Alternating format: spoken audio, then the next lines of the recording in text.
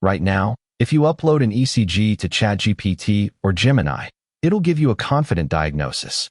But a new peer-reviewed study just tested 6 major AI models on 70 real electrocardiograms, and the results are a wake-up call for anyone relying on AI to read heart rhythms.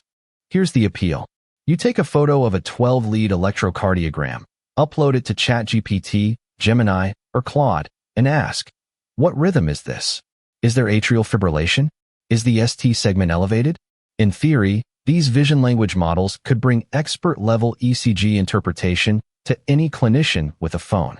But the question is whether they can actually deliver on that promise with real clinical data.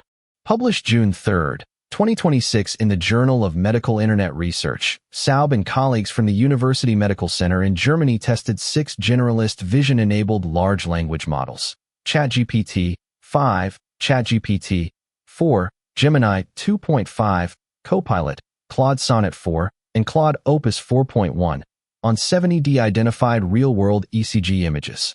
They also tested 2 specialized ECG-focused models for comparison. The results are genuinely sobering. Overall balanced accuracy across the generalist models range from 50 to 62%.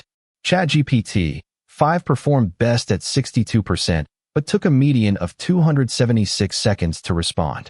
The models were essentially guessing on atrial fibrillation. Sensitivity was 11% or lower, meaning they missed nearly every case.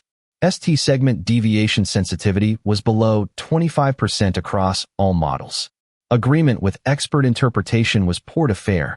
The specialized model Pulse 7B did better, reaching 64% overall and up to 89% on rhythm classification. The authors are careful to frame this as exploratory. 70 ECGs is a small, single-center sample. But the pattern is clear.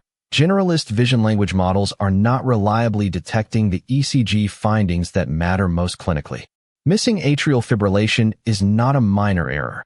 That is a finding that changes whether a patient gets blood thinners to prevent a stroke. The gap between generalist and specialized models also matters.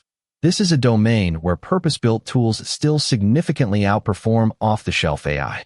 If this kind of breakdown is useful to you, take a second to like and subscribe. It really does help.